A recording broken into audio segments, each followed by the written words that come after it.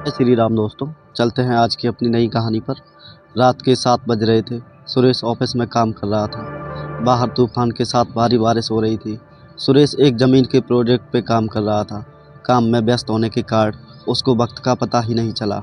जब उसका काम खत्म हुआ तब घड़ी में 9 बज चुके थे। बैटरी कम होने के कारण उसका मोबाइल भी थोड़ी देर में बंद हो गया। जब वो बाहर निकला तो उसके होश उड़ गए। काली अंधेरी रात, सुनसान रास्ता और आसपास में कोई नहीं। तूफान के साथ तेज बारिश गिर रही थी।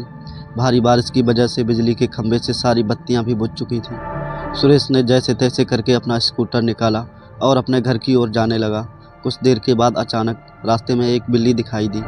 सुरेश ने स्कूटर को ब्रेक लगाई, लेकिन ब्रेक लगाने के बाद सुरेश का स्कूटर वहीं पर रुक गया। सुरेश को ऐसी अनुभूति हुई जैसे मानो उसका स्कूटर किसी ने जकड़ लिया हो।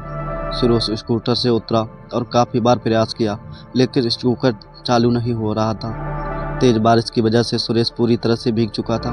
ठंड के मारे वह कांप रहा था। अचानक स्कूटर बंद होने से उसकी घबराहट और ज़्यादा बढ़ गई। वह अपने स्कूटर को साइड में ले गया और डर की वजह से कुछ देर अपनी आंखें बंद कर ली। थोड़ी देर बाद उसको एहसास हुआ कि उसकी पीठ पर किसी ने हाथ रखा है। सुरेश ज़ोर से चिल्लाया, कौन है? कौन है? मुझे छोड़ दो। उसने पीछे मुड़कर देखा तो कोई नहीं था। उसने सोचा कि शायद उसका वहम होगा। वह बहुत डर गया।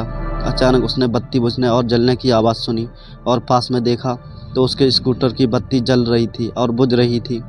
ऐसा कुछ पलों तक चला, फिर बत्ती बुझ गई। सुरेश को कुछ समझ में नहीं आ रहा था कि अब क्या करे। वो कुछ हरकत करता उससे पहले ही उसके सामने एक लटकता हुआ सफ़ेद छाता उसको सामने दिखाई पड़ा। सुरेश ने डर के मारे अपनी आंखें बंद कर ली, लेकिन वह अपनी आंखों को ज़्यादा देर तक बंद नहीं कर पाया। जब उसने अपनी आंखें खोली तो उसने पैरों तले ज़मीन खिसक गई। उसकी नज़रों के सामने एक चुड़ैल थी। उसने सफ़ेद साड़ी पहनी थी। वह डरावनी नज़रों से सुरेश को देख रही थी। फिर उस चुड़ैल ने छाता ज़मीन पर फेंक दिया। सुरेश ने देखा कि बारिश की बूंद चुड़ैल की साड़ी पर गिरते ही बूंद लाल रंग की हो गई। धीरे धीरे पूरी साड़ी लाल रंग में परिवर्तित हो गई। यह दृश्य देखकर सुरेश भयभीत हो उठा और अपना स्कूटर चालू करने लगा। सौभाग्य से स्कूटर चालू हो गया और वह तेज़ी से अपने घर की ओर बढ़ने लगा। कुछ देर बाद वही चुड़ैल सुरेश के स्कूटर के सामने आ गई। सुरेश स्कूटर को नियंत्रित नहीं कर पाया और स्कूटर एक पेड़ पे जाके टकराया। पेड़ से टकराते ही तुरंत सुरेश की मौत हो गई। अगले दिन सुबह जब लोगों ने देखा तो पुलिस को बुलाया और लाश को सुरेश के घर वालों को दे दिया और पुलिस ने जांच पड़ताल करके यह बताया कि सुरेश की मौत अस्थमा से हुई। वह तेज़ रफ्तार से स्कूटर चला रहा होगा और नियंत्रण न रहने पर पेड़ से टकराकर उसकी मौत हुई। सुरेश की मौत के कुछ दिन बाद ऐसी ही तेज़ बारिश हुई जितनी उस रात को हुई थी। सुरेश के 2 खास दोस्त रमेश और परेश, वो दोनों सुरेश के साथ ही काम करते थे। रात के 3 बजे थे। रमेश अपने कमरे में सो रहा था।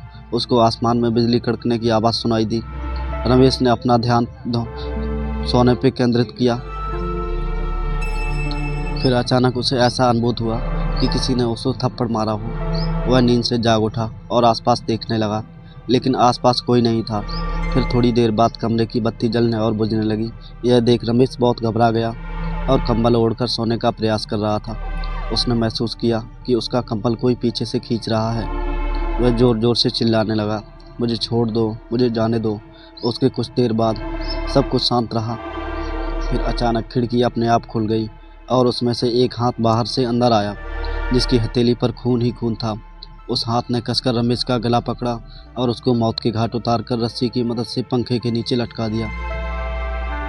अगले दिन जब सुबह रमेश का दोस्त परेश जब उसको बुलाने आया तब उसने यह दृश्य देखा और तुरंत पुलिस को सूचना दी।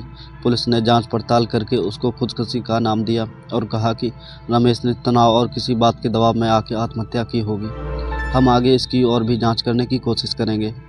अपने दोनों दोस्तों की मौत के बाद परेश बहुत तनाव में आ गया। उसको मन ही मन यह लगने लगा कि अब तीसरा नंबर उसका है। उसने ऑफिस जाना भी बंद कर दिया। कुछ दिनों उसको अकेले में रखा, यहाँ तक कि वह अपने परिवार के लोगों से भी ज़्यादा बात नहीं करता। कुछ दिनों बाद उसको लगा कि अब खतरा टल चुका होगा। तब वह अपनी पत्नी के साथ दूसरे शहर में घूमने चला गया। कुछ दिनों तक उसने अपनी पत्नी के साथ दूसरे शहर में सैर की। कुछ दिनों घूमकर दोनों वापस अपने घर आ गए। अब परेश के मन में डर का नामो निशान नहीं था। वह आराम से जीवन व्यतीत करने लगा। दूसरे शहर घूमकर आने के बाद वह रोज़ाना ऑफिस जाने लगा। एक दिन ऑफिस में ज़्यादा काम की वजह से उसको देर तक रुकना पड़ा। उस रात को भी तूफान के साथ भारी बारिश हो रही थी। परेश अपनी कार में बैठकर घर के लिए रवाना हुआ। रास्ते में एक बड़े से खड्डे के साथ उसकी गाड़ी टकराई और कार का एक पहिया खड्डे में गिर गया। परेश कार से नीचे उतरा और बहुत प्रयास किया, लेकिन पहिया खड्डे से नहीं निकला। परेश कोशिश कर रहा था कि एक और औरत वहाँ से गुजरी। उस औरत ने बड़े प्यार से रमेश से कहा, सुनिए, क्या मैं आपकी मदद करूँ? रमेश ने कहा, नहीं, मुझको नहीं चाहिए आपकी मदद, तो आपसे थोड़ी होगा। फिर भी आपको लगता है तो आप एक बार प्रयास कीजिए। उस औरत ने कार को सिर्फ पीछे से थोड़ा सा धक्का मारा और कार का पहिया खड्डे से निकल गया।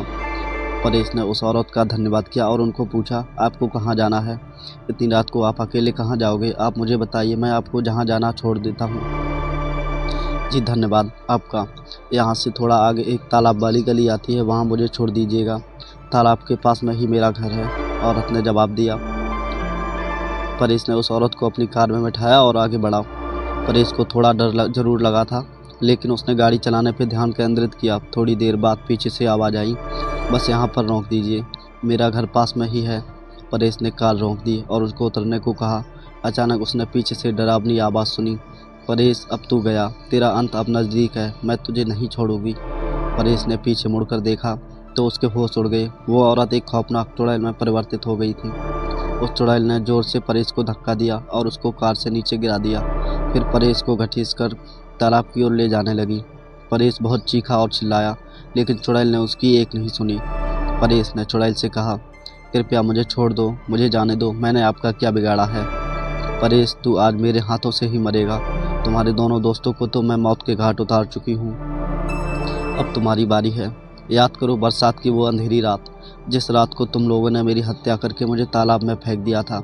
जिस ज़मीन ने मुझे और मेरे माँ बाप को रोजी रोटी दिलाई थी, वह ज़मीन तुम तीनों ने हड़पना चाहते थे और उस ज़मीन पे शराब की फैक्ट्री लगाना चाहते थे। जब मैंने अपने और मेरे पिताजी ने हस्ताक्षर करने से मना कर दिया, तो तुम पापी दरिंदों ने मेरी और मेरे पिता की हत्या कर दी और दोनों को तालाब में फेंक दिया। हमारी मौत का कारण लोगों को यह बताया कि हम पानी में डूबकर मर गए। मैं उस ज़मीन पे कभी भी शराब की फैक्ट्री नहीं चलने दूंगी, तथा मैं वापस मेरे और मेरे पिताजी का बदला लेने के लिए आई हूँ। आज तुझे भगवान भी मुझसे नहीं बचाएगा। कहकर चुड़ैल ने जोर से धक्का दिया और परेश को तालाब में गिरा दिया और पानी में डूब कर उसकी तुरंत मौत हो गई। फिर चुड़ैल अदृश्य हो गई। दूसरे दिन किसी ने परेश की लाश को पानी में बहते हुए देखा तो तुरंत पुलिस को संपर्क किया। पुलिस ने जांच करके उसकी लाश उसके परिवार को दे दी तथा मौत का कारण यह बताया कि उसकी मौत पानी में डूबकर हुई। दोस्तों, यह कहानी काल्पनिक है। इस कहानी में दिए गए सारे पात्र भी काल्पनिक हैं। किसी की भी भावनाओं को ठेस पहुंचाना मेरा उद्देश्य नहीं है। दोस्तों, कहानी पसंद आई हो तो लाइक से सब्सक्राइब करना ना भूलें और हमें कमेंट में बताएं ये कहानी आपको कैसी लगी और चैनल को ज़रूर सब्सक्राइब करें। जय श्री राम दोस्तों।